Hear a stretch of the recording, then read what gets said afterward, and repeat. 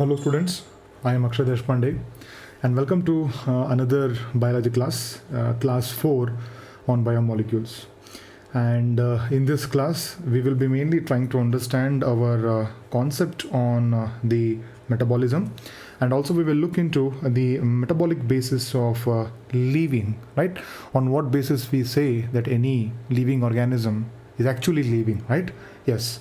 So that we are trying to understand from the metabolic perspective, why metabolism is a kind of a unique, we can say, a property of living organisms, how it is mainly involved in keeping the living organism living, right? And finally, we will conclude our discussion on the living state, right? So these are some of the important concepts that we will be studying in this particular class. And finally, at the end of the class, as you all know, we will discuss questions on the concepts that we have discussed yet. So now, the concept of metabolism. Okay, so now if you consider any living organism, okay, any living individual, you can see that there are numerous organic molecules. And we know that any molecule that is derived, okay, if it is derived from, okay, it is derived from carbon, then we call it as what? Organic molecule. We all know that, right? So there will be what we can say n number of molecules, numerous molecules occurring at a given moment of time in the case of living organisms, okay?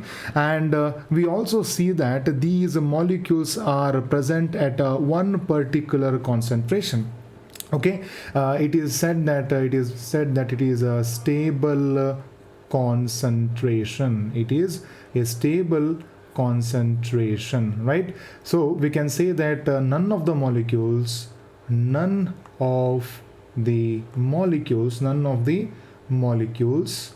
are excess or low.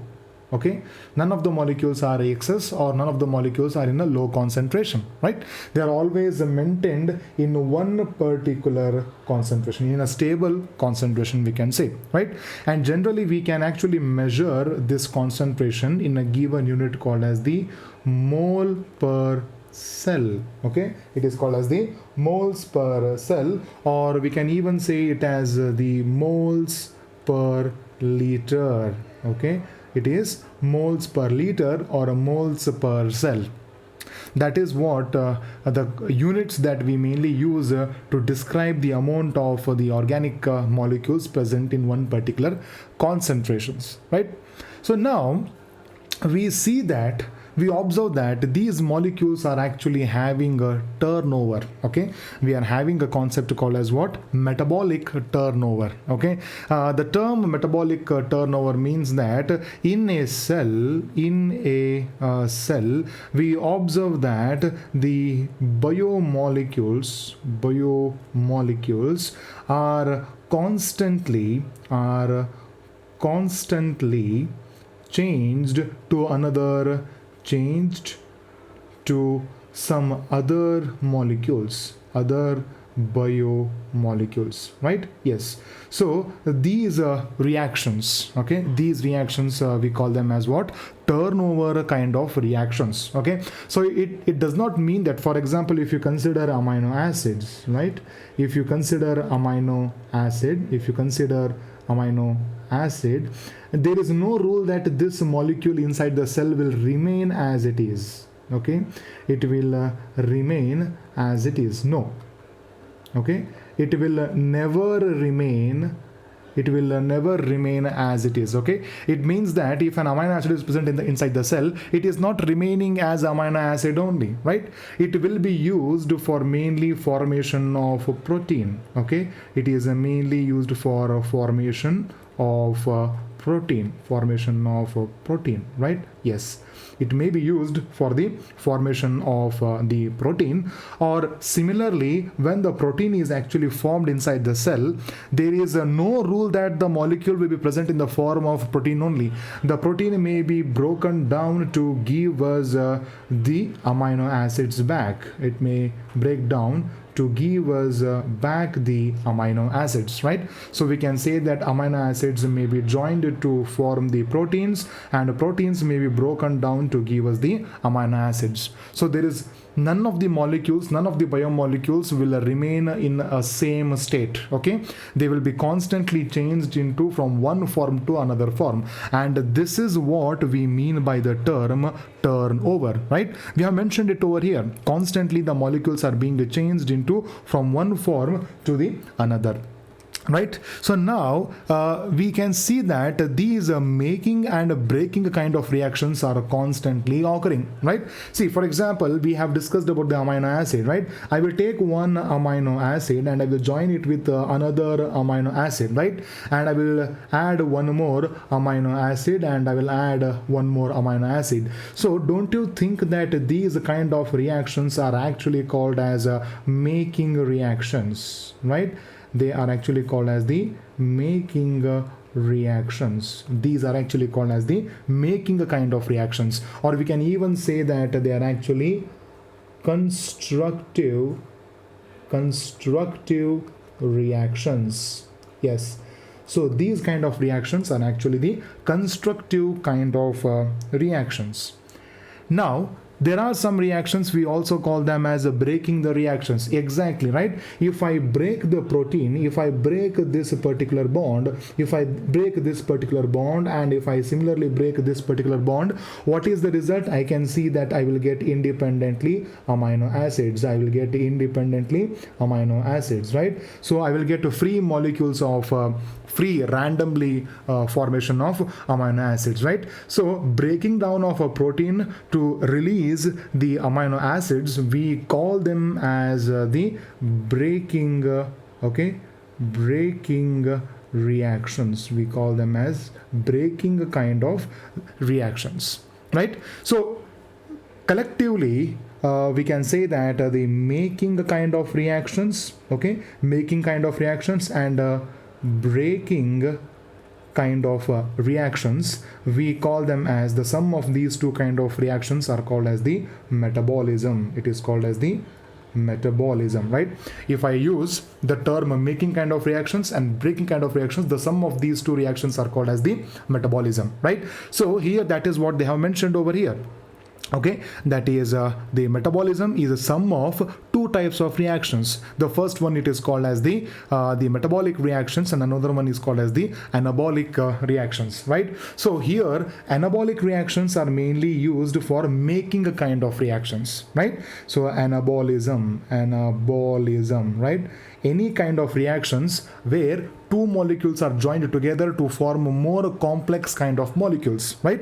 If I fuse or if I attach two simple kind of molecules, that results in the formation of more complex molecules, right? So we can say that the anabolism results in the formation of complex molecules, complex molecules. Then it is called as mainly the anabolism, right?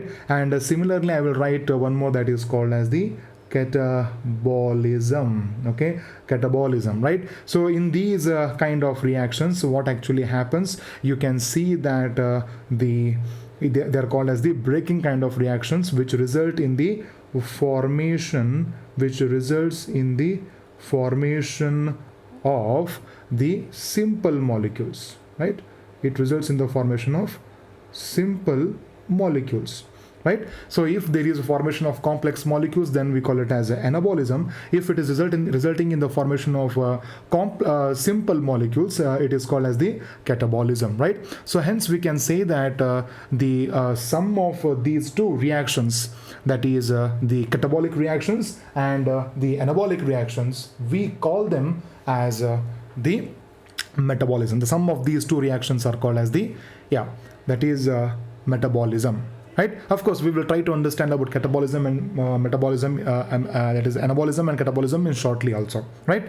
So these kind of reactions, it is called as the transformation reactions. We are having some examples. If I remove the if I remove the carbon dioxide from the amino acid, you can see that an amine is actually formed. if I remove the carbon dioxide, if I remove the carbon dioxide from the amino acid, the result we get is actually the amine, right? Similarly, breaking of what we can say glycosidic bond. The breaking of glycosidic bond is actually what results in the formation or release of water, right? So it's a dehydration kind of reaction, right? So hydrolysis of what we can say glycosidic bond. We all know where do you find the glycosidic bond. The glycosidic bond are mainly formed in the case of the carbohydrates, that is the polysaccharides, right? In the case of polysaccharides, you mainly see that it is mainly having what kind of bonds?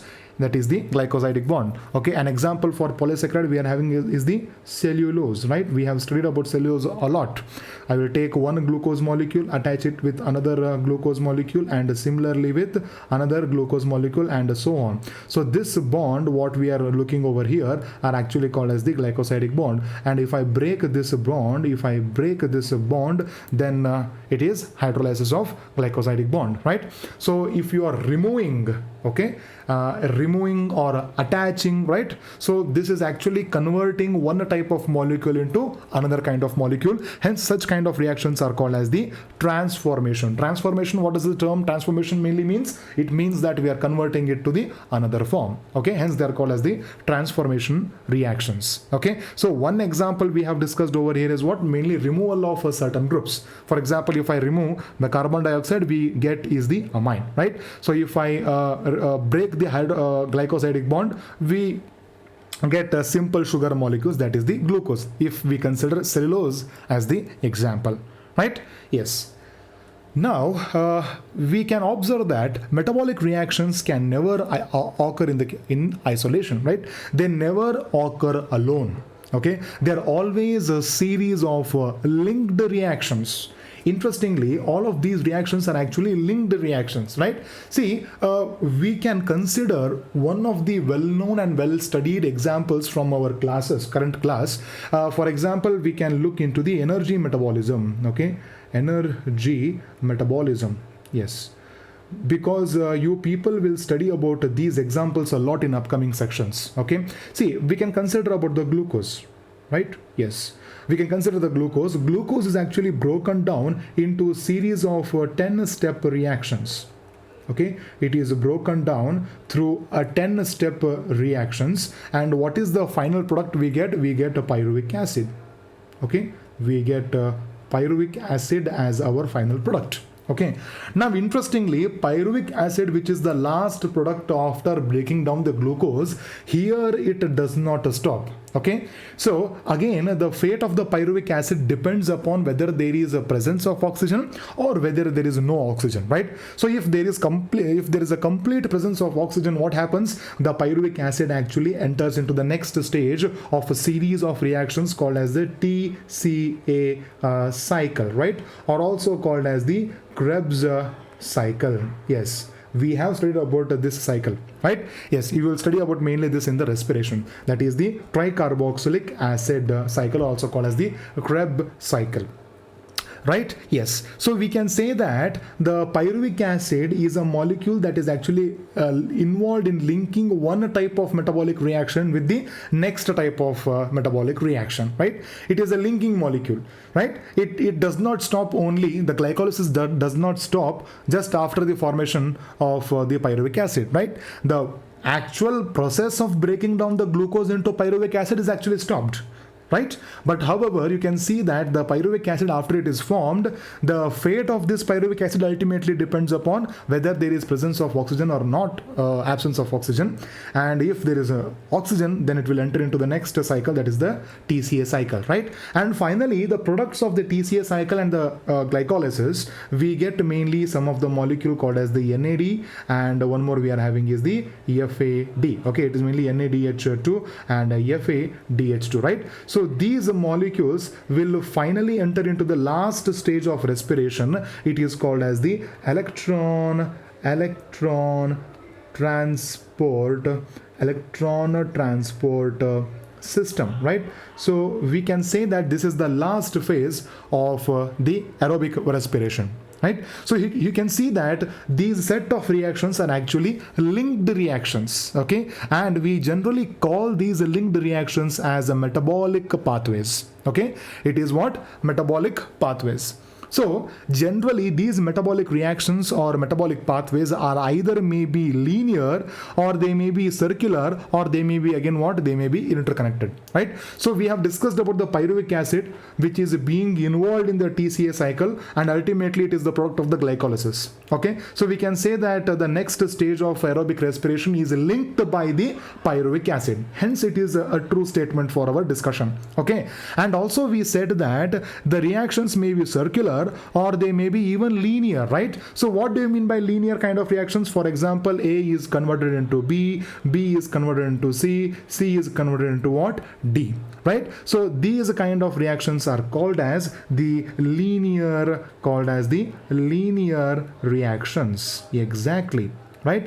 But whereas some of the reactions may also be cyclic or circular, okay? Circular in the sense they are mainly referring to the term cyclic in nature, okay? So it means that, for example, A will give us the B, B will give us a C, C will give us a D, and D will again come back and result in the formation of what? A molecule, right? So these kind of reactions we call them as what? A circular or a cyclic what we can say type of metabolic reactions, okay? So there is no specific rule that the reactions should be occurring either only linear or either only circular, okay? And they can be either linear or they can be either circular, and similarly many of these pathways are interconnected like traffic junctions, okay? Yes, they are connected as traffic junctions, right? See, for example, if there is a road over here, consider this is a road, right?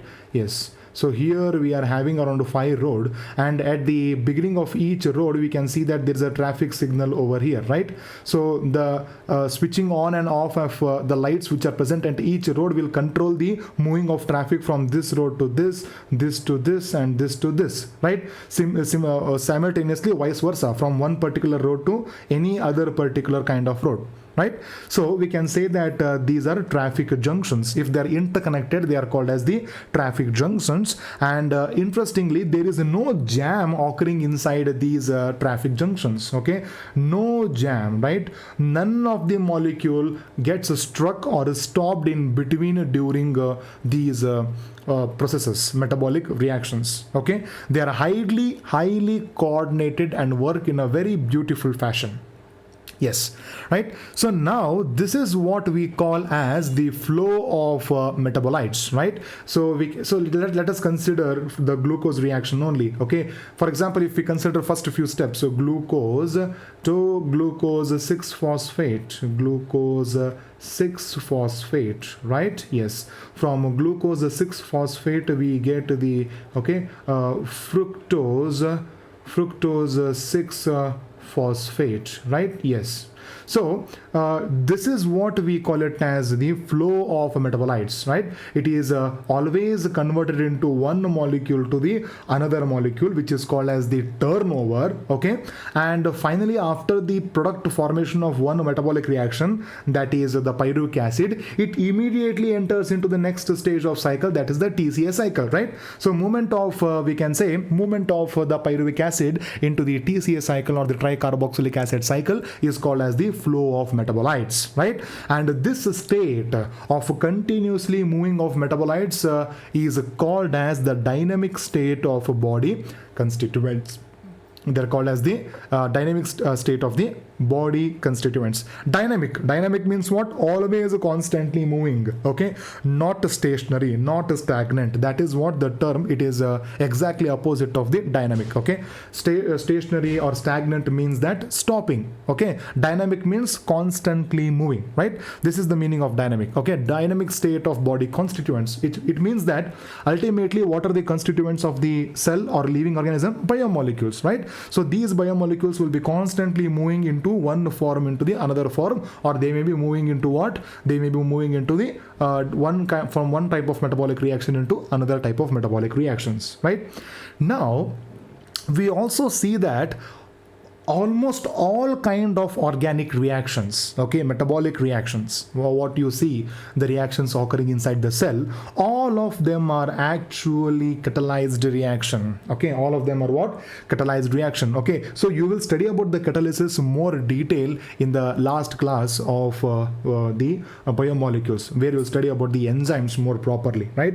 So here in the case of a catalyzed reaction, you require a molecule called as the catalyst, okay. You require a molecule called as what? Catalyst, okay. So what does a catalyst do? Catalyst basically alters the rate of reaction, right? It mainly alters the rate of reaction. So what do you mean by the rate of reaction? It means that either the reaction is speeded, okay, either it is speeded up, okay, either it increases the rate of reaction, or either it may be slowed down, okay, either it may be what? Slowed down, right? So this is called as alteration of the rate of reaction, okay. And any molecule that is involved in altering the rate of reaction is called as an catalyst, right? Yes. So as they have mentioned over here, metabolic reactions are catalyzed reactions, and catalysts alter mainly the rate of reactions, okay. And some proteins are actually having catalytic power, hence they are referred as enzymes, right? So we will be studying about enzymes in the last class of the biomolecules, right? That is the next class. We will be studying about the biomolecules, right? So in the cell, okay, in the cell, almost all the enzymes that we know, major of the enzymes that we know are none other than the proteins, okay. But it doesn't mean that all of the proteins are actually enzymes, right? We have discussed this. For example, collagen is actually a protein, but it doesn't make it as an enzyme, right? But however, rubisco, catalase, peroxidase, all of these are enzymes, and they are also proteinaceous in nature. They're also what? Proteinaceous in nature. We are having one exception to this particular rule, that is called as the RNA. Okay, mainly the RNA. Okay, there is an enzyme that is derived from the RNA molecule, and it is called as the ribozymes. It is called as the ribozymes. Okay, let me write it more clearly over here. It is called as the ribozymes. Okay, now ribozymes are actually exception to the concept of what we can say enzymes, okay, because we can say that almost all of the enzymes that we have recorded in the nature are mainly proteinaceous in nature, okay. They're mainly made up of proteins, but however ribozymes are not made up of proteins, okay, at least the part that is involved in the catalysis, okay. What do you mean by catalysis? See, remember, in the case of enzymes, okay, any enzyme, if you consider any enzyme, okay, this enzyme is having the catalytic property. It is having the catalytic property. And what do you mean by catalytic property? It means that formation of a bond or breaking of bond, okay. Either you're going to break the bond or either you're going to form the bond, right? So this property is called as a catalytic property, right? So ribosomes have, that is the ribozymes, okay. Ribosomes are none other than the ribozymes only, okay. So the ribozymes are actually having this catalytic property, okay. So we can say that the part of the ribozyme which is having this property, that is the catalytic property, is not made up of protein. It is completely RNA in nature, okay. So it is said that ribozymes actually have proteins, okay. They have protein molecules, okay. They actually have the protein molecules. But interestingly, as I said, though ribozyme has some protein content, but this protein that is present in the ribozyme is not having catalytic property. Okay, it has been proved, it has been experimentally proved that ribozymes, mainly the RNA part of the ribozymes, are involved in the catalysis. Okay, so any example for ribozyme? Yes, we are having, that is the ribosome. Okay, ribosome, is an example for what? A ribozyme. Okay, I can understand it is quite congested. Okay, if I erase, the whole thing can go. Okay, so what we can do is we can just erase some part over here. Yeah. Okay, so let me write the same point again over here, that an exception to enzyme, that is a proteinaceous enzyme, is the ribozymes, right? Ribozymes are mainly made up of RNA molecules, and these ribozymes have the catalytic property. Yes, it is mainly having catalytic property, and an example for ribozyme is the ribosome. Remember this. Okay, some questions have appeared in the previous question papers regarding asking which of the following is not made up of protein and yet is having a catalytic property. Okay, it is mainly ribosome. Okay, so the option they may give you as a ribozyme or a ribosome, all of it actually means the same, right? So let's look into the next part, that is a metabolic basis for living. Okay, metabolic basis for living. So here, metabolic basis of living, as in a moment ago we discussed about the two reactions, that is catabolic reactions and anabolic reactions, right? That is what we'll be discussing over here. Okay, so the metabolic pathways can result in the formation of a complex structure, or it may result in the formation of a simple structure. Okay, for example, conversion of acetic acid to cholesterol.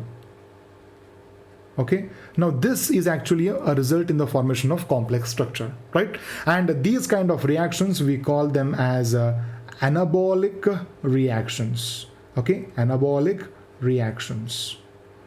Yes, but whereas if it is resulting in the formation of a simple structure, okay, then such kind of reactions are called as the catabolic reactions, right?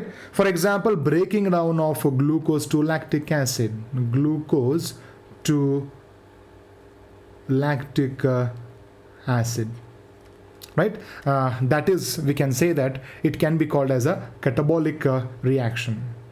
Catabolic reactions. It is called as a catabolic reactions, right? So generally, we observe that anabolic reactions are the energy consuming kind of reactions. Okay, so these are the kind of reactions which require energy, right? Because ultimately we are joining two simple molecules for the formation of a complex structure, right? Hence such kind of reactions we obviously expect them to consume energy. Okay, so we can consider an example, that is the protein formation. Okay, protein formation in the sense I will take one amino acid. Yes, exactly what you people thought that I would say.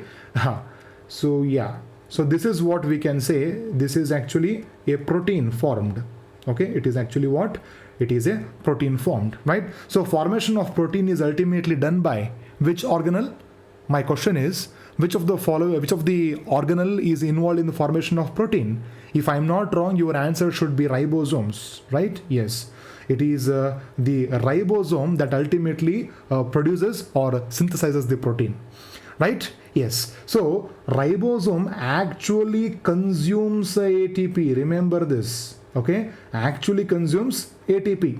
Okay, and the ATP that is consumed by the ribosome is mainly for the peptide bond formation. Peptide bond formation. Okay, this is where the ATP is actually consumed. Okay, so the ATP consumption by the ribosome for the protein synthesis is mainly for the formation of peptide bond. Okay, so if I have to ask a question regarding peptide bond, can you tell me which of the functional groups of the amino acid is mainly involved in the formation of peptide bond, right? So I can't know whether you're telling the answer or not, but I assume that your answer is going to be the carboxyl group and the amino group. Okay, so even if you told it correctly, very good, and if you have not got it correct, then don't worry, read some more and invest more time in these questions. Yeah, so we can say that the consumption of energy is generally observed in the kind of anabolic type of reactions. However, in the case of catabolic kind of reactions, these are mainly energy releasing or energy yielding kind of reactions. Okay, energy yielding or energy releasing kind of reactions, right? So one example we are having is the glycolysis. Okay, glycolysis is something that you people will study more detailed in the respiration chapter. Okay, so we all know the glycolysis. Okay, glycolysis. Okay, it is a reaction that ultimately involves breaking of glucose to pyruvic acid. Okay, pyruvic acid, right? So if there is no oxygen, then the pyruvic acid, okay, let me write this, no oxygen, okay, the pyruvic acid is converted into lactic acid. Lactic acid, right? So if there is actually oxygen, presence of oxygen, we can say that pyruvic acid enters to the Krebs cycle, right? So if there is what we can say oxygen present during these reactions, the pyruvic acid immediately enters into the Krebs cycle, and the further aerobic respiration goes on. Okay, so now breaking of glucose is actually called as the glycolysis. Okay, glyco means glucose, lysis, breaking. Okay, hence the breaking of glucose is called as the glycolysis. Okay, and interestingly, glycolysis is actually a 10-step reaction. It is a 10-step reactions. Okay, remember this point. And all of the reactions are actually enzyme catalyzed. Okay, it is mainly enzyme catalyzed, all the 10-step reactions. Okay, so we can see that none of the reactions are not controlled, none of the reactions are occurring in the absence of enzymes. Okay, all of these reactions are actually occurring in the presence of enzymes. And interestingly, you can see that not a single enzyme is controlling all the 10 steps. Okay, each step is having its own unique enzymes, and that you people will be studying in the, as I said, respiration chapter. Okay, so the 10 steps, it's a 10-step reaction, and all the 10 steps are what we can say are the catalyzed enzyme catalyzed reactions. And finally we can say that the net product, what is the product that you get from the glycolysis, is the ATP. Okay, ATP is the, what we can say, final product of the glycolysis. Okay, so remember the formation of what we can say lactic acid is generally occurring in the case of muscles. Okay, yes, okay, muscles, because muscles are the ultimately the structures which are involved in the locomotion. Okay, so if you are doing any kind of fast running activity, okay, or any kind of anaerobic activity, what happens is that during the rigorous activity such as running or sprinting, okay, you will fall short of oxygen, right? So even in the absence of oxygen, the glucose is broken down into pyruvic acid, and pyruvic acid is finally converted into the lactic acid. Okay, the reason is mainly regeneration of the NAD. Remember this. Okay, NAD is regenerated, and the regenerated NAD is required or important for converting or going on with the another cycle of the glycolysis. Yeah, we will study all these details in the further class. Okay, now the glycolysis, as we discussed, is a reaction that occurs in all the living organisms. Okay, glycolysis, we can say that occurs in all the living organisms. Remember this. It is not that none of the living organism does not show glycolysis. All of them show the glycolysis. And ultimately, the energy that is liberated from the catabolic reactions are trapped in the chemical bonds. That is what we are seeing over here. The energy liberated, okay, all of these energy that are liberated or generated is actually stored in the form of the chemical bonds. Right? Yes. And these chemical bonds are called as the high energy, okay, it is called as the high energy chemical bonds. It is called as the high energy chemical bonds. Okay, generally such a molecule is called as the ATP. Okay, what is the full form of ATP? If you all know, it is called as the adenosine triphosphate. Yes. Okay, so now if you ask where the energy is stored in the ATP, it is the phosphate bonds. Remember, okay, it is mainly the phosphate bonds are called as the high energy bonds.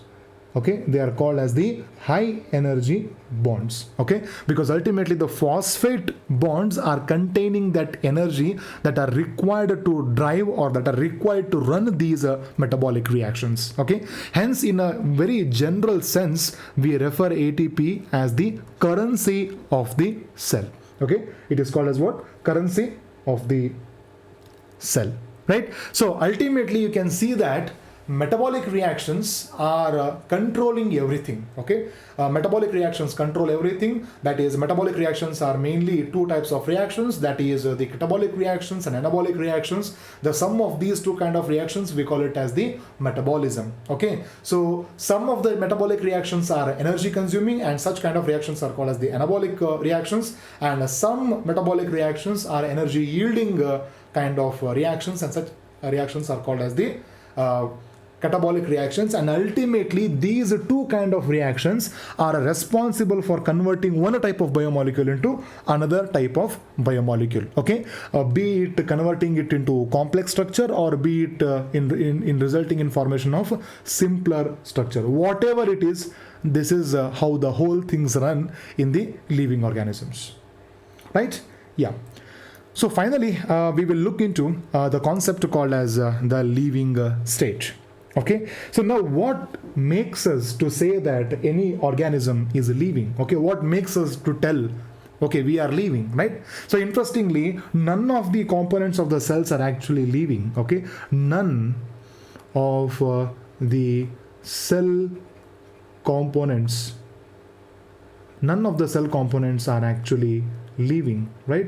Yes. Don't you think this is a very quite interesting over here?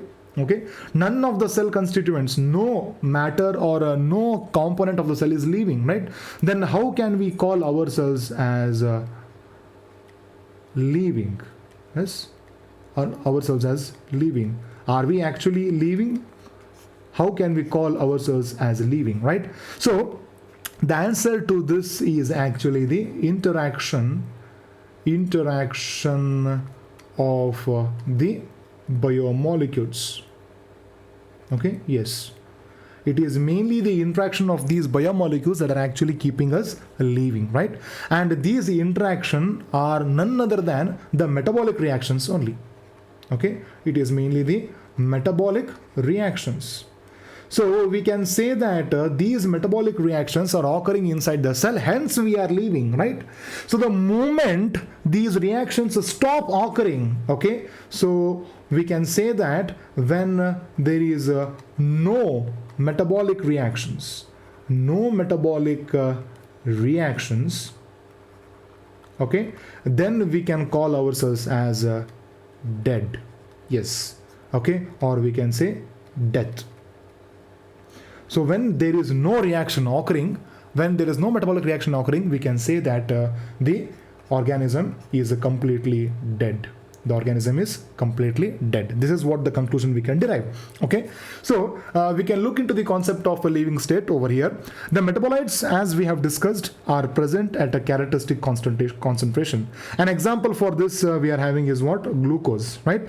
So generally the concentration of glucose present in the blood is around 4.2 millimole per liter to 6.1 millimole per liter. Okay, so we can say that minimum concentration is around 4.2. The maximum concentration it can hit in the blood is around going to be 6.1, right? And interestingly, we are actually having a hormone for this regulation, right? So the hormone that is involved in controlling the glucose concentration is called as the insulin. Okay, we have discussed about the insulin. Insulin is actually a protein hormone that is ultimately involved in controlling the concentration of the blood sugar. Okay, but if you consider the concentration of glucose present in the blood and the concentration of hormones that are present in the blood, don't you think it is going to be a huge difference? Okay, energy stands for nanograms. Okay, so we can say that the concentration of the glucose is around millimoles per liter, but however the concentration of hormones is what? It is even less than that millimoles. Okay, it is in the nanograms. Okay, nano means 10 raised to minus 9, right? Nano means 10 raised to minus 9, right? So you can see that how scanty the concentration is. Okay, we can say it is completely nil only. Okay, but still at such low concentration, the hormones can bring out such a profound and a big effect. Okay, that tiny concentration of hormone is responsible for controlling the sugar levels in the body. Okay, so we can say that the living systems are always at a steady state and are characterized by concentration of each biomolecule. Okay, so as we mentioned that these biomolecules are present at a one particular characteristic concentration. Okay, and any living system that is present at a steady state, constant state, is called as the steady state. Okay, is having a particular concentration of these biomolecules.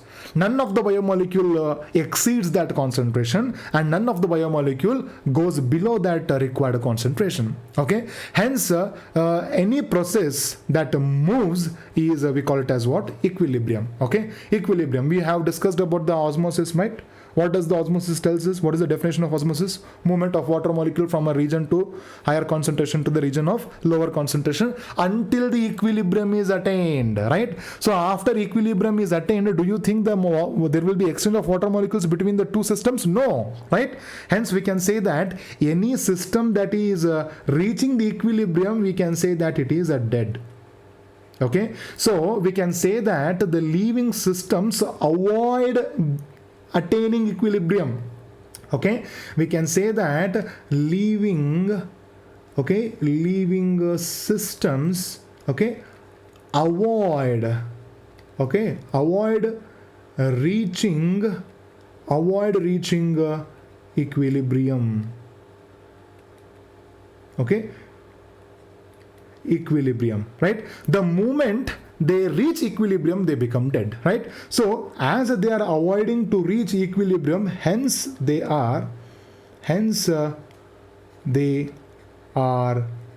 leaving. Yes. Okay, so if they reach equilibrium, we call them as dead, and if they avoid reaching equilibrium, it is called as a living system. Okay, so that is what the cells are doing. The cells will try their best to avoid reaching equilibrium, and this can be done by the metabolic reactions, because ultimately the metabolic reactions are the kind of reactions that are going to consume the energy and also the yielding of the energy, right? So you can see over here that thus living systems avoid equilibrium and are able to perform the work. Okay, hence this system, okay, that is this way, that is avoiding the equilibrium, can be achieved by energy input. Okay, and we know that ultimately the energy is what?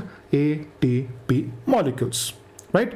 So the living state, we can say it is equivalent, synonymous means equivalent to, samanarthaka pada anta helbodu now, right? So it is synonymous to the metabolism. Okay, no metabolism means there is no living state. If there is no metabolism occurring, we can say that there is no living state present. Okay, it means that it is completely dead. This is what we mean by the term living state, right? So we have discussed quite elaborately about all of these concepts. Okay, generally one question we have seen has having appeared over here from this particular concept. Okay, so generally you have to remember what we can say, more concept based. If the question is going to appear from this section, it is going to be more concept based. That is, which of the following statement is true or not true. In this way the questions are going to be appearing, if they are going to appear, right? Yes. So let us discuss a few questions over here. Which of the following is used to express the concentration of organic molecules in the cells? Gram per cell, mole per cell, millimole per cell, mg per cell. Okay, mg means milligram per liter. Okay, so you can see that we have discussed the concentration that we use is mainly the mole per cell. Okay, moles per cell is the concentration unit that we use to express the concentration of a molecule present in the cells. Now next one, the conversion of a molecule to another molecule is called as the turnover, dynamic state, metabolic flow, enzyme. Okay, enzyme is something that is involved in catalyzing the reactions, and metabolic flow is basically movement of reactions into one form of metabolic reaction into another kind of metabolic reactions. Dynamic state is what always constantly working is called as the dynamic state, right? And turnover is actually going to be our answer, because ultimately if the molecule is going to convert from one form to another form, then it is called as the turnover. Hence A is going to be our right answer for this particular question. Now next one, which of the following statement is not true? The molecules are constantly being converted into another, okay, and metabolic pathways are linear or circular, and the metabolic flow is as dynamic state of the body constituents. Majority of the metabolic reactions occur in isolation, right? So if you recall from the discussion of our previous what we can say just a moment ago points, we have seen that none of the metabolic reactions occur in isolation. They never occur alone. Okay, they are never occurring any in the nook and corner of the cell. They are always occurring in the main ground or the open arena of the cell, that is cytoplasm. Okay, and cytoplasm is the site for occurring of all major biometabolic reactions, right? So hence D is going to be the not a true statement. Major of the metabolic reactions are occurring in the isolation. They never occur in the isolation. Okay, molecules are constantly being converted into one another. Exactly, it is true. Okay, metabolic pathways are linear or circular. Yes, that is also true. Metabolic flow is called as a dynamic state of body constituents. Yes, even that is also a true statement, we can say. Now moving on, the metabolic reactions occurring in the organism are uncatalyzed reactions, linear reactions, catalyzed reactions, and cyclic reactions, right? So we know that the metabolic reactions, major of the metabolic reactions occurring in the cells, they are actually the catalyzed reactions. Okay, now catalyzed reactions are the reactions which are done with the help of the catalytic molecules called as the enzymes, right? Ultimately, enzymes are the molecules which are involved in catalyzing or converting from one type of metabolic reactions. Okay, breaking or forming kind of reactions are done by the enzymes only. Now the next one, removal of carbon dioxide and from amino acids and hydrolysis of the glycosidic bond is metabolic transformations, uncatalyzed reactions, and the equilibrium state, none of the above, right? So we have discussed this example, right, where you're going to remove the carbon dioxide from the amino acid to form an amine, and breaking down of the glycosidic bond from the polysaccharide is actually a kind of a metabolic transformation. Okay, converting it to one type of molecule into another type of molecule is called as the metabolic transformations. A is the right answer for this question.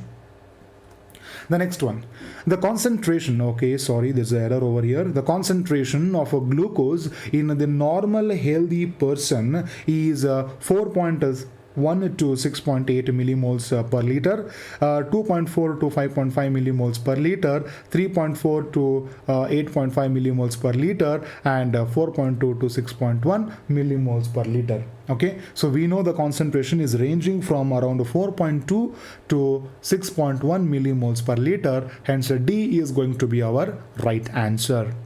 Yes.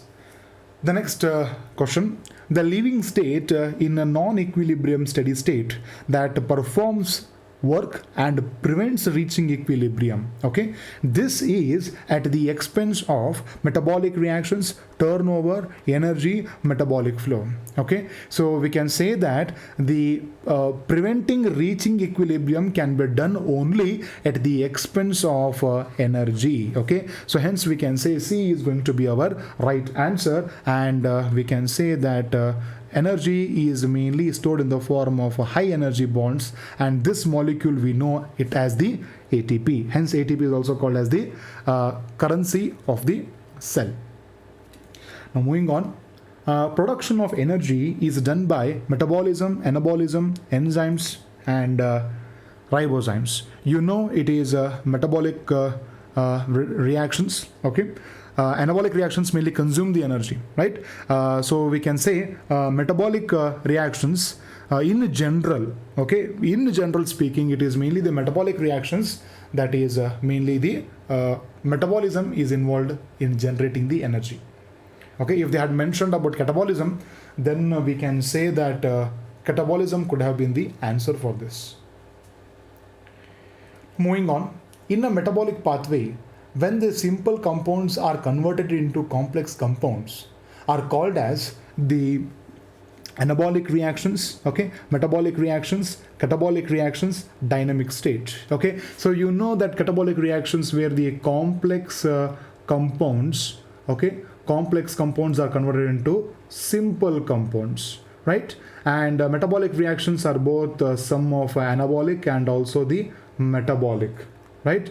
But whereas anabolic reactions are mainly involved in conversion of simple compounds to the complex compounds.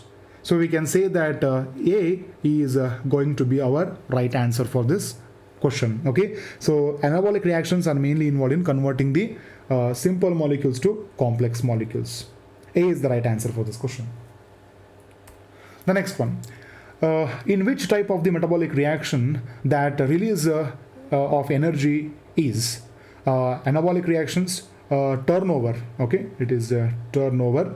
And next one we are having is the catabolic reactions and metabolic flow. Okay, so you know breaking down kind of reactions are mainly the catabolic reactions, and these kind of reactions are mainly involved in energy yielding. It is mainly energy yielding.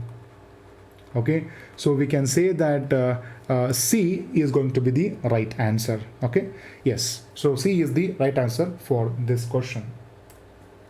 The next one, which of the following has the energy in the bonds? Okay, amino acids, glucose, ATP, and NAD. We all know adenosine triphosphate is called as the energy currency of the cell. It is called as the currency of the cell because it mainly has the high energy bonds. It mainly has the high energy bonds that are ultimately what we can say the phosphate bonds. Okay, the phosphate bonds in the ATP are called as the high energy bonds, and ultimately all the energy is stored in the phosphate bonds of the ATP. The next question, converting of metabolites into another through a series of linked reactions, they are called as metabolic pathways, junctions, turnover, and none of the above, right? So converting of metabolites into another through a series of linked reactions. Okay, so if we have mentioned about the linked reaction, okay, interconnection between the metabolic pathways or metabolic reactions, right? So we can say that A is going to be our more appropriate answer rather than the turnover. Okay, turnover is just what we can say converting of one type of molecule into another kind of molecule, right? But in the linked reactions where the movement of molecules are occurring from one particular pathway to another type of a pathway, okay, and they are generally linked in nature, and hence the according to the option that I have mentioned, it is going to be the metabolic pathways. The next one, proteins with a catalytic property are called as the RNA, ribozymes, enzymes, DNA. They are called as mainly the enzymes, right? So if you try to recall, we have discussed that even ribozymes are also the enzymes, right? But however, the catalytic property that is present in the proteins are called as the enzymes, but in the case of ribozymes, the catalytic property is present in the RNA itself. Okay, though the ribosome contains proteins, the catalytic property is present in the RNA of the ribozymes only, right? So the example for ribozyme is mainly the ribosomes, right? Yes, exactly. So now, the term metabolism means the sum of all the enzymatically catalyzed chemical reactions constantly taking place in cells and tissues of a living organism. Yes, exactly. This is a long definition, and this is the statement that makes more sense over here. Okay, so all the sum of metabolic, that is the anabolic and catabolic reactions, we call it as what? The metabolism. Okay, so instead of giving this definition, if they mention sum of catabolic and anabolic reactions, then also the statement is going to be true. Okay, it is the right answer for going to be the metabolism. Okay, process that converts small molecules into large ones, or the third option, it is the process that converts the large molecules into small one. No, they are called as the catabolism and anabolism. Okay, we know. So the right answer is the A over here. The next one, metabolic flow is dynamic state of body constituents, okay, turnover flow, and flow of traffic junctions, cyclic flow of reactions. It is mainly the dynamic state of a body constituents, right? So we have discussed the metabolites will be constantly moving from one kind of metabolic pathway to the another type of metabolic pathway through a kind of traffic junctions, and there is no traffic jam occurring in at any moment of the pathway, right? And this metabolic flow, the ability of the molecules moving from one kind of metabolic reaction or pathway to another, is called as a steady state, okay, ready state to do the metabolism, also called as the dynamic state of body constituents. Exactly. Okay, so A is going to be our answer over here. Now, next question. Hydrolysis of glycosidic bond is an example for cleavage of biomolecules. Okay, the hydrolysis of biomolecules. Next is the transformation of biomolecules, formation of biomolecules. Okay, so here hydrolysis of a glycosidic bond. Okay, so hydrolysis mainly means what? Breaking down of the glycosidic bond, right? So we cannot say hydrolysis of biomolecules if the term hydrolysis of a bond means, or the formation of water would have been more appropriate. Okay, but we know breaking of this particular bond will result in the formation of a new molecule. Okay, that is the simple sugar kind of molecules. Hence we can say that is an example we have studied in the transformation, metabolic transformation. Hence C is going to be our right answer for this question. That is the transformation of biomolecules. The next one, that is the formation of biomolecules. No, we are breaking the molecules, hence it is not the answer. Hydrolysis, as I said, don't get confused. Okay, it is not hydrolysis. Cleavage of biomolecules, no, that cannot be an answer. It is mainly transformation of biomolecules. Okay, although the A and B options seem to be very similar, okay, but the example this has been mentioned in the transformation of biomolecules. Okay, so stick on to the same option if they have mentioned, or otherwise we can say it is what we can say, cleavage or hydrolysis. They would have been the nearest answer. The next one, formation of lactic acid from the glucose occurs in a dash steps. We all know it is how many steps? It is the 10-step reactions. Okay, so these all 10-step reactions mainly occurs in the cytoplasm. All of these reactions occur in the cytoplasm. Okay, yes. So these reactions are actually called as the glycolysis, as we have mentioned or discussed a moment ago. The next one, one of the major feature of the metabolic reactions is that they are elementary reactions, non-linked reactions, heat evolved reactions, catalyzed reactions. Okay, I think probably the same kind of question we had discussed earlier. Okay, so it appeared in a different way. It is mainly the catalyzed reactions. The major feature of the metabolic reaction is all of these reactions, or at least some major chunk of these reactions, are actually the catalyzed reaction. Okay, catalyzed reactions in the sense they require require, we can say, enzymes for the reactions to speed up or slow down. Now moving on, breaking of a glucose is a glycolysis, a glycogenolysis, a gluconeogenesis, or a glycogenolysis. Okay, so the answer we all know, it is the glycolysis. Okay, so now here remember we are having other three terms that we have to recall quite. Okay, the glycogenesis is mainly conversion of glucose to glycogen. Remember, okay, glycogenolysis, gluconeogenesis mainly means formation, okay, mainly the formation of glucose from non-carbohydrate source,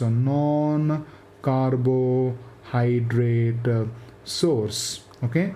Now that is actually called as the gluconeogenesis. For example, from lipid, okay, lipid, the glucose is actually formed, okay, or otherwise we can say from proteins, okay, from proteins glucose is actually formed, okay. It is called as the gluconeogenesis, but generally the pathway starts from the pyruvic acid. Remember, okay, pyruvic acid. From pyruvic acid the glucose is actually formed, okay. So this is the actual pathway of the, what we can say, the gluconeogenesis. Lastly we are having is the glycogenolysis, where glycogen, okay, glycogen is broken down to give us the glucose, okay, exactly opposite of this reaction, that is glycogenesis. Okay, so these are some other terms that you people have to remember. The next question, the living state cannot exist without cells, metabolism, catabolism, anabolism. We have discussed this as the last point from the class, that is the living cells cannot exist without the metabolism. So hence we can say B is the right answer. Yes, so we have discussed around 20 questions, and I think probably we have discussed around 60 to 80 questions if I'm not wrong, as this is the 4th class.